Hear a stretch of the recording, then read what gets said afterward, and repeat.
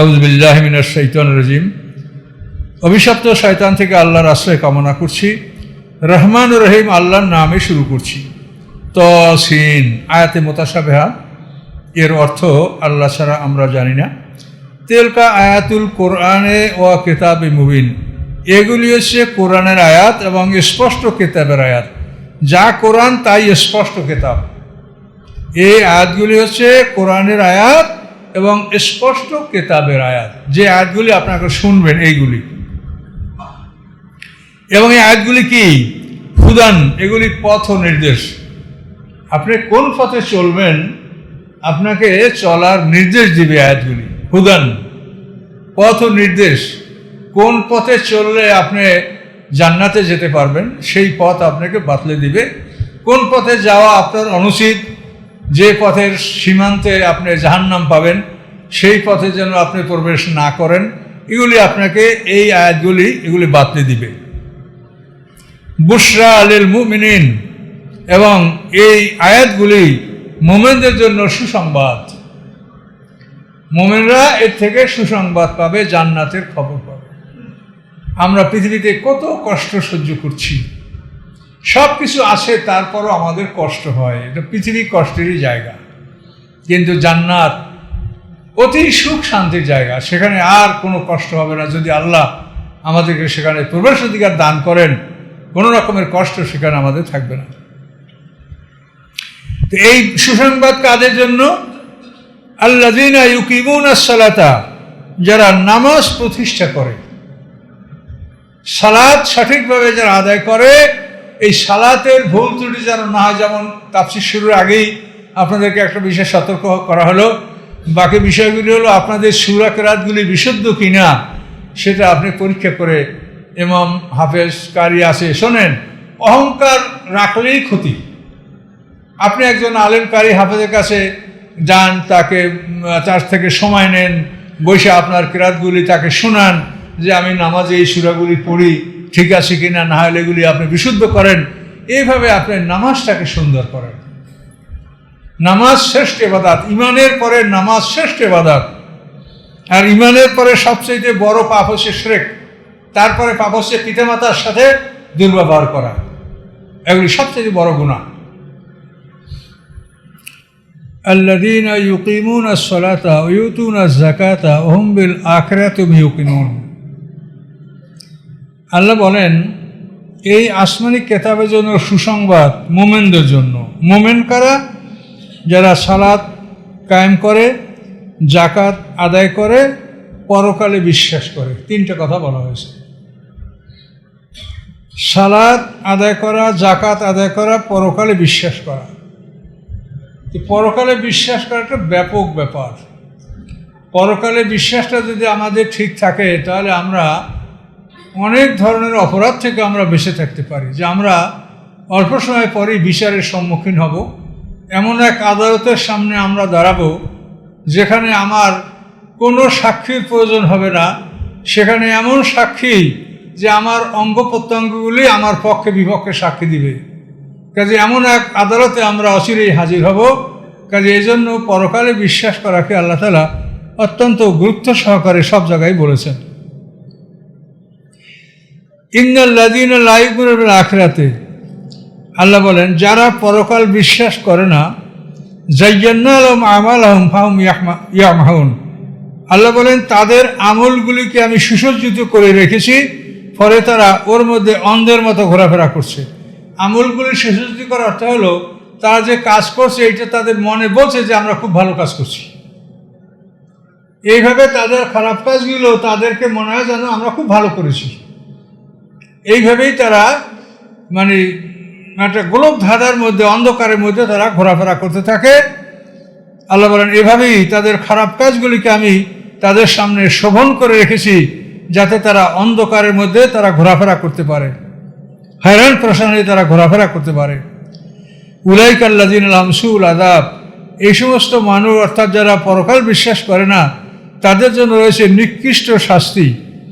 হুম feel আখিরাতি হুমুল আখসারুন, এবং নিশ্চয়ই পরকালে তারা হবে ক্ষতিগ্রস্তদের অন্তর্ভুক্ত। শাস্তিটা খুবই ভয়ঙ্কর শাস্তি। যে জাহান্নামীদেরকে মাইরিয়া পিটিয়া তাদের শরীর ক্ষতবিক্ষত করা হবে, শরীর থেকে যে পুজ রক্তগুলা ঝরবে সেগুলি একটা নহরে সংরক্ষণ করা হবে, সেটাকে বলা হয়েছে তিনাতুল খাবাল। এগুলি তাদেরকে পান করানো হবে এবং এমনভাবে পান করানো হবে যে গলায় আটকে যাবে। আমরা সাধারণত খারাপ বা তিতা খাবার খেলে ওই একেবারে জিহ্বার গোড়ার দিকে নিয়ে পানি দিই যাতে খুব তাড়াতাড়ি খেয়ে ফেলতে পারে, তিতাটা না লাগে। আর আল্লাহ বলছেন যে ইয়াতাযাররাউহু ওয়ালা ইয়াকাদু ইউসিগুহু, যে ইউসকাবে মাইন সদিদ, সদিদ মানে পুঁজ, মানুষের দেহ থেকে যে পচা রক্ত পুঁজগুলি ঝরে এগুলোকে আরবিতে বলা হয় সদিদ। তো কোরআনে সরাসরি আল্লাহ বলছেন যে জাহান্নামীদেরকে পুঁজ পান করানো হবে, বিরক্ত পুঁজ, এবং ইয়াতাযাররাউহু সেটা গলায় আটকে যাবে। যে গলায় তাড়াতাড়ি আপনি গিলে ফেলবেন তা না, গলায় আটকে যাবে, এখানে ঘেরঘার করতে থাকবে, দুর্গন্ধ মুখে সরাতে থাকবে, আরও বেশি বেশি মানে খারাপ গন্ধটা মুখের মধ্যে অনুভব হতে থাকবে। ওয়ালা ইয়াকাদু ইউসিগুহু, আল্লাহ বলেন যে খুব সহজে সেটা গলদকরণ করবে এটা সম্ভব হবে না, যে সহজে গিলে ফেলবে, এর সরাসরি কোরআন এই কথা বলছে। ওয়ালা ইয়াকাদু ইউসিগুহু ওয়া ইয়াতিহিল মাউতু মিন কুল্লি মাকানিন ওয়া মা হুয়া বিমাইয়িত, তার চতুর্দিক থেকে মৃত্যু আসবে কিন্তু সে মরবে না। সে মনে করবে যে এই আযাবে আমি মরে যাব, এই শাস্তিতে আমি মরে যাব, এরকম চতুর্দিক থেকে মৃত্যুর মতো শাস্তি তার উপরে আসবে কিন্তু সে মরবে না। আমি ওরাই আযাবুন গালিজ, এর পিছনে রয়েছে তার জন্য আরও কঠিন শাস্তি। এই ভয়ঙ্কর কথাগুলি আল্লাহ সরাসরি কোরআনে বলেছেন। এরপরেও যারা পরকাল বিশ্বাস করে না, কি যে ভয়ঙ্কর অবস্থার সম্মুখীন তারা হবে এটা চিন্তা করে পারা যায় না, এটা চিন্তা করলে অস্থির হয়ে যেতে হয়। কাজেই সমস্যা হলো যে পৃথিবীর কয়টা লোকে এই কথা শুনেছে যে কোরআনে এই কথাটা আছে বলেন তো? এই পৃথিবীর 800 কোটি মানুষের মধ্যে কয়টা লোকে শুনেছে যে জাহান্নামীদেরকে পুষ পান করানো হবে, গলায় আটকে যাবে, অতি কষ্টে গলাধঃকরণ করবে, চতুর্দিক থেকে মৃত্যু আসবে, তারপরও মরবে না? এই কথাটা কোরআনে পৃথিবীর কয়টা লোকে শুনেছে? শোনার মতো ব্যবস্থা এখন আছে, আমাদের এই কথাগুলি আল্লাহর রহমতে মুহূর্তের মধ্যে সারা পৃথিবীতে ছড়িয়ে পড়বে। ইচ্ছা করলে মানুষ শুনতে পারে, কিন্তু তাও বা কয়টা মানুষ শোনে? কাজে এই জন্য আপনারাও মানুষকে দুটো কথা বলার চেষ্টা করবেন, অন্য কথা না বলে যে আল্লাহ তাআলা এইরকম ভয়ঙ্কর কথা কোরআনে বলেছে, কি অবস্থা, কাজে পরকাল বিশ্বাস করো।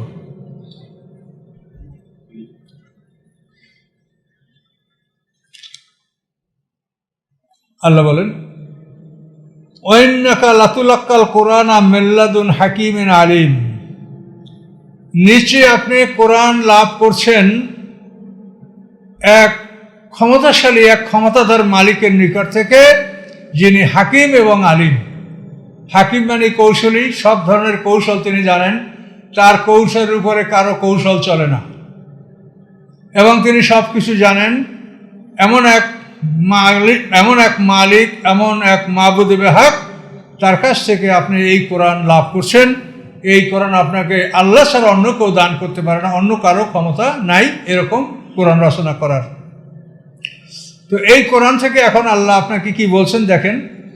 ইয ক্বালা মূসা লিআহলিহি, মূসা আলাইহিস সালাম যখন তার পরিবারকে বললেন, ইন্নী আনাস্তু নার, আমি আগুন দেখতে পাচ্ছি। এই ঘটনাটা হলো মূসা আলাইহিস সালাম শুআয়ব আলাইহিস সালামের বাড়িতে তার মেয়ে সফুরাকে বিয়ে করে সেখানে 10 বছর ছিলেন। তারপরও এই 10 বছর তো তার মানে মহারণার বিনিময়ে শ্বশুরবাড়ি কাজ করতে হবে। এরপরেও সে আরও অনেক সময় সেখানে কাটিয়েছেন। কেউ বলেন সে তিনি আরও 8 বছর, আরও 10 বছর ছিলেন। যাই হোক, মোটামুটি বিরাট একটা সময় পার করার পরে মূসা আলাইহিস সালাম স্ত্রীকে নিয়ে মিশরের দিকে রওনা করলেন। এখন এটা হলো এই যে লোহিত সাগর, এই লোহিত সাগরের এই মাথায় এখানে যেখানে আকাবুবো সাগর, তো এই আকাবুবো সাগর থেকে ভূমধ্য সাগর তো 120 মাইল জায়গা। তো এইটার মধ্যেই কিন্তু বাম পাশে মিশরটা, আর এদিকে হলো এই লোহিত সাগরের পূর্ব প্রান্ত ঘিরেই বিশাল এলাকাটা হলো মাদায়েন। এই মাদায়েন থেকে মূসা আলাইহিস সালাম মিশরে আসবেন। তাহলে এখন যে জায়গাটা সুয়েজ খাল, ওইটাই যোজক, ওখান থেকেই এদিকে যাতায়াত, মিশরের থেকে সিরিয়া যাতায়াতের রাস্তা ওইটাই। তো মুসা আলাইহিস সালাম ওই পথ ধরে যখন মিশরে রওনা করছিলেন, তখন হঠাৎ করে রাতে ঘূর্ণিঝড় শুরু হয়ে গেল, মেঘ বৃষ্টি শুরু হয়ে গেল, এবং ফলে মুসা আলাইহিস সালাম পথও হারিয়ে ফেলছেন যে কোন দিক যাবেন, উনি পথের দিক নির্ণয় করতে পারছেন না। এদিকে তার বকরিগুলি পালিয়ে গেল, স্ত্রীর প্রসাব বেদনা শুরু হয়ে গেল, একসঙ্গে একাধিক বিপদ রাতের অন্ধকারে। এই বিপদের মধ্যে হঠাৎ করে মুসা আলাইহিস সালাম তার চলার পথে উনি তো এদিক থেকে এদিকে যাচ্ছেন পশ্চিম দিকে মিশরে, তো ওনার ওই হাতের ডান দিকে ডান সাইডে উনি একটা আলো দেখতে পেলেন। দেখে তিনি বিবিকে বললেন, ইন্নি আনাস্তু নারা, আমি আগুন দেখতে পাচ্ছি। আতিকুম মিনহা বিখাবারিন, আমি সেখান থেকে তোমার জন্য খবর নিয়ে আসব, যে আমি মিশরে যাব, কোন পথে যাব এটার খবর আমি হয়তো সেখানে পাবো। আও আতিকুম বিশাহাবি কাবাসিন, অথবা সেখান থেকে আমি তোমার জন্য একটা জ্বলন্ত অগ্নির লকড়ি নিয়ে আসবো, একটা কাঠে আগুন জ্বলছে এমন একটা জ্বলন্ত কাঠ আমি তোমার জন্য নিয়ে আসবো। লাআল্লাকুম তাসতালুন, এবং সম্ভবত তুমি তার থেকে আগুন পোহাতে পারবে। শীতে তুমি জড়সড় হয়ে গেছো, তো ওখান থেকে একটা জ্বলন্ত কাষ্ঠখণ্ড নিয়ে আসবো, আর সেখান থেকে আমি পথের খবরটাও পাবো যে কোন পথে আমাকে মিশর যেতে হবে। এই বলে মুসা আলাইহিস সালাম বিবিকে রেখে সে আগুনের কাছে গেলেন। ফালাম্মা যা আহা, যখন তিনি সেই আগুনের কাছে গেলেন, নুদিয়া, তখন তাকে ডাক দেওয়া হলো, আমবুরিকা মানফিন্নার অমান হাওলাহা, বরকতময় মঙ্গলময় তারা যারা আগুনের মধ্যে আছে এবং আগুনের আশপাশে যারা আছে। তো আগুনের ভিতরে ওই আল্লাহর অবস্থান ছিল এবং আশপাশে ফেরেশতাদের অবস্থান ছিল, আর মুসা আলাইহিস সালামের অবস্থান ওই আগুনের আশপাশেই ছিল। তো ভিতরে বাইরে যারা আছে সবার জন্য বরকত, এটা আল্লাহ ঘোষণা করে দিলেন যে বরকতময় মঙ্গলময় তারা যারা আছে ফিন্নার আগুনের মধ্যে এবং যারা আছে আগুনের আশপাশে। সেখানে কে আছে? সুবহান আল্লাহ রাব্বুল আলামিন, পবিত্রতা আল্লাহর, যিনি সমগ্র বিশ্বের প্রতিপালক। তিনি ওই আগুন যে দেখানো হয়েছে ওই আগুনের দৃশ্যে ওখানেই আল্লাহর অস্তিত্ব বিরাজ করছিল। তো ওই আগুনের মধ্যে আল্লাহর অস্তিত্ব আল্লাহর অস্তিত্ব সব জায়গায় আছে, কিন্তু ওখানে এইভাবে তিনি আত্মপ্রকাশ করেছেন যাতে বুঝতে পারা যায় যে এখানে আল্লাহ এই আলো জ্বালিয়েছেন বা আল্লাহ আলো জ্বালার ব্যবস্থা করেছেন, এখানে আল্লাহ অবস্থান নিয়েছেন, এটা বোঝা যাচ্ছিল। তো সুবহান আল্লাহ রাব্বুল আলামিন, পবিত্রতা আল্লাহ, যিনি সমগ্র বিশ্বের প্রতিপালক। তিনি ডাক দিয়া, ইয়া মূসা ইন্নাহু আনাল্লাহ, নিশ্চয়ই আমি এখানে আল্লাহ। তুমি যে আগুন দেখে এখানে আসছো, এখানে আমি আল্লাহ। তোমাকে একটা নিদর্শন দেখা হয়েছে, এটা দেখে তুমি এখানে উপস্থিত হয়েছ, কিন্তু এখানে আমি আল্লাহ আছি। ইন্নী আনাল্লাহ, ইয়া মূসা ইন্নাহু আনাল্লাহ, নিশ্চয়ই এখানে আমি আল্লাহ। আল আজিজুল হাকিম, আমি পরাক্রমশালী এবং কৌশলী। কাজে আমি তোমাকে একটা আগুন জাতীয় নিদর্শন দেখিয়েছি, তুমি এখানে হাজির হয়েছ, এখানে আমি আল্লাহ আছি। ওয়ান আলকে আসাকা, তোমার কাজ হলো তুমি তোমার লাঠিকে ফেলে দাও, তোমার হাতে লাঠি, এই লাঠিকে ফেলে দাও। ফালাম্মা রাহা তাহতাজু, অতঃপর মুসা আলাইহিস সালাম দেখলেন যে লাঠিটা চলাফেরা করছে, দ্রুত চলছে। কান্না জান্নুন, মনে হয় যেন এটা ছোট সাপ যেরকম দ্রুত চলে, ওরকম একটা ছোট সাপের মতো দ্রুত চলছে। আল্লাহ মুদবেরা, মুসা আলাইহিস সালাম পিছনের দিকে ফিরে আসলেন, এমনভাবে পিছনের দিকে দৌড় দিলেন, আল্লাহ আমি আক্ষেপ যে আর অন্যদিকে আর ফিরছেন না, মানে একেবারে দৌড়। লাঠি যখন সাপ হইয়া চলাচল করছে, মুসা আলাইহিস সালাম পিছনে ফিরে দৌড় দিছে, আল্লাহ আমি আক্ষেপ, আর ফিরে দেখছেন না যে আমি আবার তাকাই বা কিছু, তাও না, একবারে দৌড়। ইয়া মূসা লা তাখাফ, তখন আল্লাহ, হে মূসা ভয় পেও না, ভয় পেও না। ইন্নী লা ইয়াখাফু লাদাইয়াল মুরসালুন, নিশ্চয়ই আমি আল্লাহ, যাদেরকে রসুল বানানো হয় তারা আমার কাছে ভয় পায় না। কাজে তুমি ভয় পাচ্ছ কেন? আমি তোমাকে রাসূল বানাবো, এই জন্য তোমাকে আমি নিদর্শন দেখাচ্ছি, তুমি ভয় পাচ্ছ কেন? যারা রাসূল হবে, আমি যাদেরকে রাসূল বানাবো তারা আমার কাছে ভয় পায় না। হ্যাঁ, ভয় পায় কে? ইল্লা মান যালামা, হ্যাঁ যারা জুলুম করেছে, সুম্মা বাদদালা হুসনান বাদা সুইন, অতঃপর সেই জুলুমের পরে সে ভালো কাজ করেছে, খারাপ কাজ করার পরে সে ভালো কাজ দ্বারা খারাপ কাজের স্থান পূরণ করেছে। ফাইন্নি গফুর রহিম, নিশ্চয়ই আমি ক্ষমাশীল এবং দয়াবান। এখানে ইল্লামান জলামা সুম্মা বাদ্দালা হুসনাম বাদা সু এ কথা বলে মুসা আলাইহিস সালামকে ওই কথা দিকে ইশারা করা হয়েছে যে তুমি আসলে একটা মানুষকে খুন করে পালাই আসছিলে, তাহলে এটা তোমার জন্য অন্যায় ছিল, তারপর তুমি আবার ভালো কাজ করেছ, কাজে এই জন্য আমি আল্লাহ গফুরুর রহিম, তুমি যে একটা মানুষ খুন করেছিলে, কিপ্তিকে হত্যা করেছিলে, আমি তা তোমাকে ক্ষমা করে দিয়েছি। ফেরাউনের বাবুর্চি মারছিল না, এক ঘুষি মাইরা মুসা আলাইহিস সালাম, বাবুর্চির নাম ছিল ফাতুন। এই বাবুর্চির অপরাধ কি ছিল? সে বনী ইসরাইলের একটা লোককে জোর করে তার লোকটি বহন করতে বাধ্য করবে, এটা নিয়ে ওই বনী ইসরাইল সে মুসাকে অভিযোগ করতে দেখেন আমার জরুরি কাজ আছে, ওই লোকটা আমাকে জোর করে তার লোকটি রান্নাঘরে নিয়ে যেতে আমাকে বাধ্য করছে, আমি তাকে অনুরোধ করছি, অন্য কাউকে সে শোনে না। তখন মুসা আলাইহিস সালাম তাকে বলল, তখন ওই ফেরাউনের বাবুর্চি তো ওদের না রাজার বাবুর্চি, তাহলে ও যদি না পায় তুমি বহন করে দাও, এটা যখন মুসাকে বলছে তো মুসাকে এক ঘুষি মারছে, এক ঘুষিতেও মরে গেছে। ফাক্কাজা ওয়াকাজা মুসা, ওয়াকাজা মানে বুকে ঘুষি মারা, আর লাকাজা মানে পিঠে আঘাত করা। তো ওয়াকাজা বুকে আঘাত করেছে, ফলে বাবুর্চি মরে গেছে। কিন্তু মুসা আলাইহিস সালাম তাকে হত্যা করবে এরকম কিন্তু নিয়ত তার ছিল না। মনে করছে যে বেদর মতো আমাকে বলছে আমি তোর লাকড়ি বয়ে নেব। তো মুসা তোর সে সময় ফেরাউনের ছেলে, ফেরাউনের তো ছেলে নাই, তার ছিল একটা মেয়ে। এখন এই মুসাকে সবাই ফেরাউনের ছেলে মনে করতো, ফেরাউনের পোশাক পরতো, ফেরাউনের বাহন ব্যবহার করতো। এখন তাকে যদি বাবুর্চি কাজ হয় তুই আমার লাকড়ি বহন করে দিবি, তো মারবে না, তো রাগ করে ঘুষি মারছে।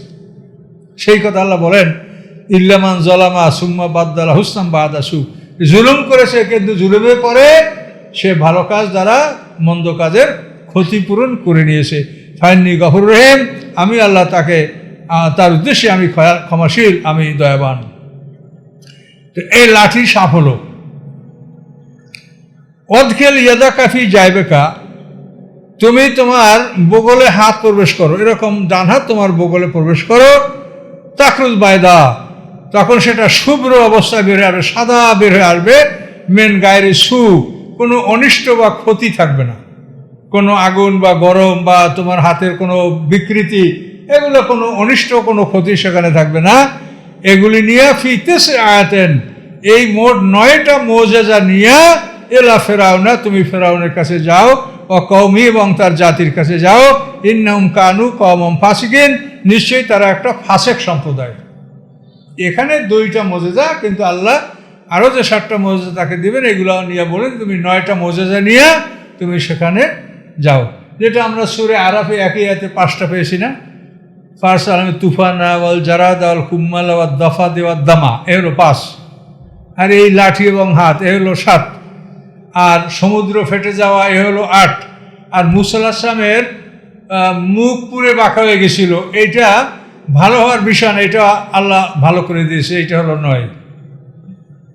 আর 9-এর ব্যাপারে আরও একটা কোরআনে আসে, যেটা হলো এই মুসা আলাইহিস সালামকে এই যে 5টা মুজিজা একসঙ্গে দেখানো হয়েছিল, এরপরে তাদের উপরে একটা মানে দুর্ভিক্ষ আসছিল, সেটা হতে পারে, অথবা মুসা আলাইহিস সালামের যে পোড়ামুখ ভালো হয়ে গেছিল, ছোটোবেলায় যে ফেরাউনকে চর মারছিল, তখন ফেরাউন তাকে হত্যার আদেশ দিয়েছিল, তখন বিবি আসিয়া তাকে রক্ষা করার জন্য আগুনের টুকরা, কয়লার টুকরা ভরিয়া 2টা পাত্র আনছিল।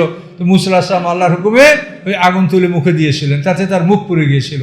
এবং পোড়া ক্ষত এটা ভালো হয় না, কিন্তু মুসা আলাইহিস সালামের এই ক্ষতটা ভালো হয়ে গেছিল। এই দোয়াটা আছে না, ওয়াহলুল উকদাতাম মিন লিসানি ইয়াফকাহু কাওলি, তিনি আল্লাহর কাছে দোয়া করছেন যে আমার মুখের যে মানে একটা বাঁধন, উকদান মানে বন্ধন, বন্ধত্ব, স্ট্যাগনেন্ট, এই বাঁধনটা আপনি খুলে দেন।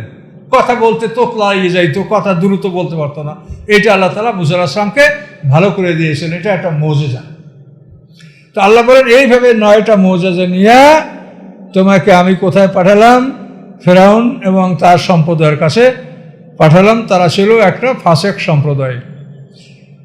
ফালাম্মা জাআতুহুম আয়াতুনা মুবসিরাতান, অতঃপর যখন তাদের কাছে এই দৃশ্যমান নিদর্শনগুলি আসলো, যেগুলি প্রত্যেকটাই দৃশ্যমান, ক্বালু হাযা সিহরুম মুবিন, তখন তারা বলল যে এগুলি স্পষ্ট জাদু। ফেরাউন সম্প্রদায় এগুলাকে মুজিজা বলে স্বীকার করলো না। যে জাদুঘরকে ডাকছিল ওরা, জাদুঘররা কিন্তু স্বীকার করলো যে মুসা আলাইহিস সালাম পয়গম্বর, এবং তারা ঈমান আনলো, কিন্তু তারপরও ফেরাউন এবং তার সম্প্রদায় ঈমান আনলো না। জাহাদু বিহা, তারা এই মুসা আলাইহিস সালামের মুজিজাতগুলিকে অস্বীকার করছিল। ওয়াস্তায়কানাথা আনফুসুহুম, অথচ তাদের অন্তর এগুলাকে ইয়াকিন করছিল, অন্তরে তারা বিশ্বাস করছিল যে মুসা আলাইহিস সালামের এগুলি আল্লাহর পক্ষ থেকে মুজিজা, কিন্তু জাহাদু বিহা, তারা সেগুলোকে অস্বীকার করেছিল জুলুম এবং সীমা লঙ্ঘন করে। জাদুকররা বুঝতেছিল, তারা পরীক্ষা করেছিল মুসা আলাইহিস সালামকে যে জাদুর ক্রিয়া জাদুকর ঘুমিয়ে গেলে থাকে না, তাহলে মুসা আলাইহিস সালাম ঘুমিয়ে গেলে অবস্থাটা কি দাঁড়ায়। তো ওরা পরীক্ষা করলো, দেখা যায় মুসা আলাইহিস সালাম ঘুমন্ত অবস্থায় আছে, তার লাঠি মুসা আলাইহিস সালামের পাহারা দিচ্ছে, তার বকরিগুলাকে পাহারা দিচ্ছে, কোনো একটা বকরির কোনো শিয়ালে সীতায় নিয়ে যেতে পারছে না এবং লাঠি তাকে ঘুরে ঘুরে পাহারা দিচ্ছে। এইসব দৃশ্য দেখে তারা বিশ্বাস করছিল যে এটা জাদু হলে ঘুমন্ত অবস্থায় এটার অ্যাকশন বন্ধ হয়ে যেত, কিন্তু মুসা আলাইহিস সালাম এটা জাদু না, এটা তারা ইয়াকিন করেছিল। তারপরও ফেরাউনকে খুশি করার জন্য তারা জাদুর জন্য মাঠে মোকাবেলায় অবতরণ করেছিল, কিন্তু শেষ পর্যন্ত তারা ঈমান আনলো। এখানে আল্লাহ বলছেন এই জাহাদু শব্দের অর্থ হলো যে সত্যকে অন্তরে স্বীকার করার পরেও সত্যকে মুখে অস্বীকার করা, এটার নাম হলো জুহুদ। কি কথা বুঝতে পারছেন? অন্তরে সত্যকে বিশ্বাস করা সত্ত্বেও মুখে স্বীকৃতি না দেওয়া, এই ধরনের কথা বলা হয় কি জুহুদ আর জাহাদু। আল্লাহ বলেন ফানজুর কাইফা কানা আকিবাতুল মুফসিদিন, যে দেখো এই ফাসাদকারীদের পরিণামটা কি হয়েছিল। এই ফাসাদকারীদের পরিণামটা কি হয়েছিল তা আপনারা জানেন, যে তারা 10,60,000 বাহিনী নিয়ে মুসা আলাইহিস সালামকে, বনী ইসরাইলকে পাকড়াও করার জন্য তারা অগ্রসর ছিল। তারা সবাই লোহিত সাগরে একসঙ্গে তারা ডুবে মারা গেছে। এটা ভীষণ ব্যাপার। ওই জমানায় একসঙ্গে 10 লক্ষ লোক মারা যাওয়া, এটা কীরকম একটা ব্যাপার বলেন তো? কত বড় একটা দৃষ্টান্তমূলক শাস্তি। এবং সেই শাস্তিটা যাতে আপনারা বিশ্বাস করেন, এই জন্য ফেরাউনের লাশটাকে আল্লাহ হেফাজতে রেখে দিয়েছে। ফেরাউনের লাশ জাদুঘরে আছে, আপনি এখন ওগুলো দেখতে পাবেন। 8টা ফেরাউন সেখানে আছে, 8টা রামিসিস, তার মধ্যে 2 নম্বর ফেরাউন, এবং লেখা আছে গায়রু মমি, এটা মমি করা না, মমি ছাড়াই এই লাশটাকে এভাবে আল্লাহ হেফাজত করেছে। আল্লাহ বলেছেন কোরআনে যে আমি তোমার দেহটাকে মুক্তি দিলাম, যার কারণে পরবর্তীরা জানতে পারবে যে এই ফেরাউন মুসা আলাইহিস সালামের সাথে নাফরমানি করেছিল। এইটা দেখার জন্য আমি তোমার লাশটাকে আমি সংরক্ষণ করেছি, এটা আল্লাহ কোরআনে বলে দিয়েছে। এখানে কোনো ভুল নাই বা সন্দেহের কোনো অবকাশ নাই।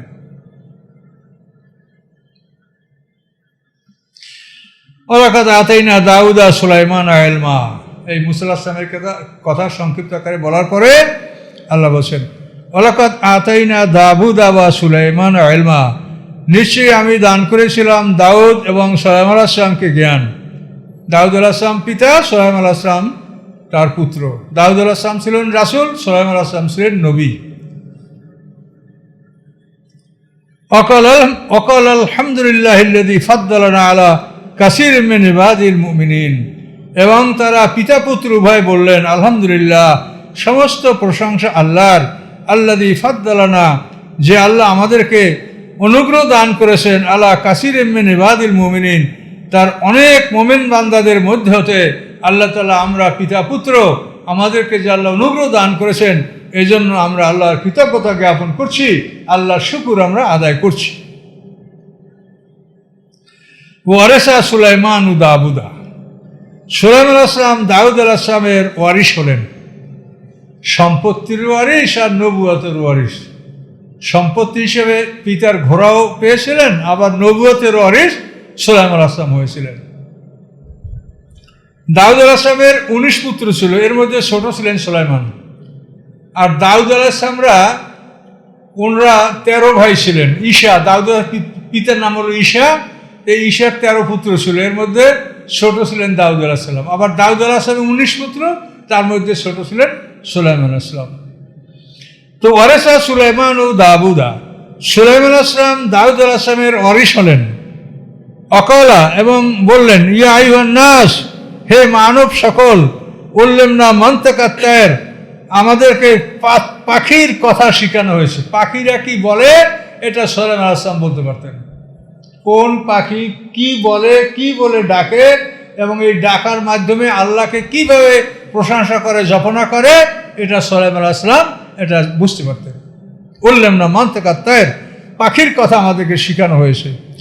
উতিনা মিন কুল্লি শাই, এবং আমাদেরকে সমস্ত বিষয় দান করা হয়েছে, সমস্ত বস্তু দান করা হয়েছে, অর্থাৎ জলে স্থলে যত ধরনের সম্পদ এটি সবই আল্লাহ তাআলা সুলাইমান আলাইহিস সালামকে দান করেছিলেন।